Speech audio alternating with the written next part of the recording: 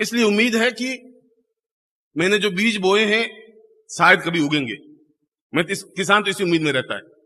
किसान ऐसा तो सोचता ही नहीं कि ये सब बीज मेरे मर जाएंगे। उसको तो उम्मीद रहती है कि फसल बनेगी, जरूर बनेगी। मेरे खेत में मैंने फसल बोई है, बहुत काट काट करके पैसों को इकट्ठा करके बीज लाए हैं, अच्छे पुष्ट बीज हैं, और मैंने बिखेरे हैं, और मैंने परिश्रम किया है, और ये धरती उर्वरा है, शायद बीज उगे। अगर 4 से बीज भी उग गए तो भी मेरे जीवन की सार्थकता है, क्योंकि एक बीज 100 बीजों को लेकर पैदा हो पाएगा। एक गेहूं 100 बीजों को लेकर उठा। चलिए, दर्द तो मेरा है,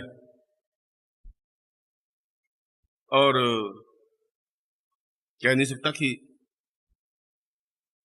क्या स्थितियां बनेंगी, मगर फिर भी तुम में से कई ग्रस्त से अपने आप में तैयार हो रहे हैं, जो अलग अलग स्थानों पर अलग अलग तरह की साधनाएं कर रहे हैं, और सफल भी हो रहे हैं, असफल भी हो रहे हैं उनके धरातल पर, मगर उन्हें हिम्मत नहीं आ रही है। जो एक बार जुड़ गया है वो अलग नहीं हो पा रहा है, ये मैंने देखा है।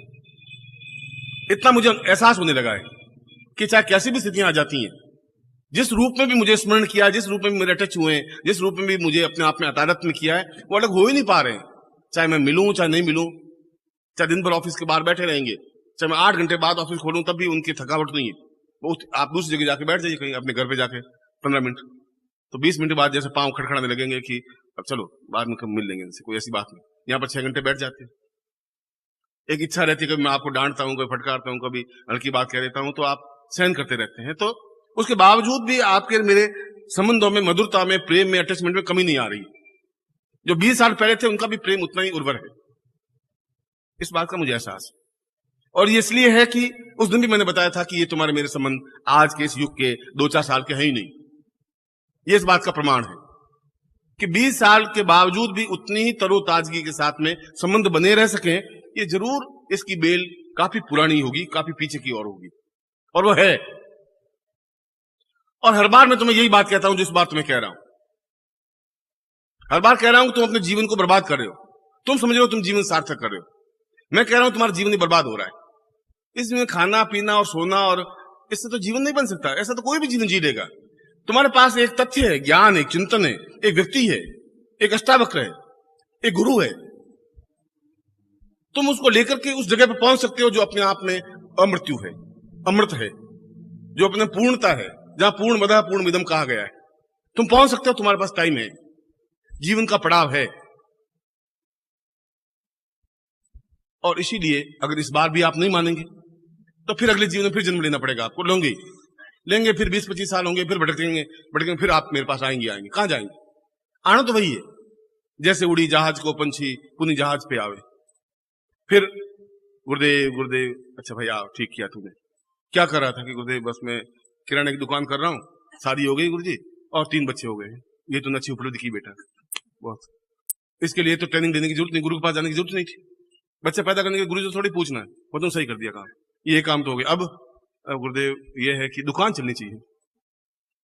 अरे पिछली बार मना किया था, दुकान की चिंता मत कर, मैं तुम्हें काली की बात काल वाल तो सब सही है गुरुजी, आप मेरी बात तो सुनिए पहले, फिर उसकी सुनता हूँ। हाँ भाई बोल।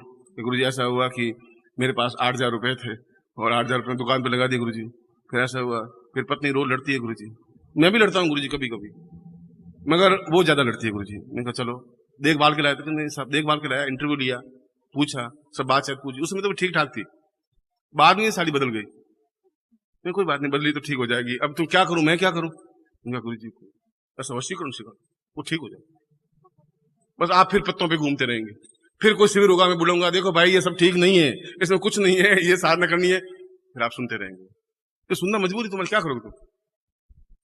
फिर अष्टमी आई, उमाष्टमी हुई, तुम अपने घर, मैं अपने घर, चलो ये जीवन भी खत्म हुआ। फिर मैं वापस आप आओगे, फिर मैं जन्म लूंगा, फिर मैं ये बात दोहराऊंगा। तुम्हारी जितनी इच्छा हो जन्म लेते रहना, मैं तो आऊंगा तुम्हारे पास, कहूंगा यही, बार बार ठोक ठोक के कहूंगा। या तो पहली बार में आप समझ जाएं, वो तो आपकी मर्जी है, बाकी मुझे तो कष्ट उठाना ही पड़ेगा तुम्हारे लिए, फिर आना ही पड़ेगा तुम्हारे पास में। और ये तो है ही, क्योंकि न मालूम किस जीवन में क्या वायदा मैं तुमसे कर लिया था कि तुम्हें पूर्णता तक पहुंचा दूंगा। मुझे थोड़े मालूम था कि तुमने जिद पकड़ रखी है कि पूर्ण तक जाना ही नहीं है साला। ये देखा है, इस बार तो गुरुजी को हरा ही देंगे। और मैंने निश्चय कर लिया कि मैं हारूंगा नहीं, मैं निश्चय रूप से तुम्हें पूर्ण तक पहुंचा के दूंगा।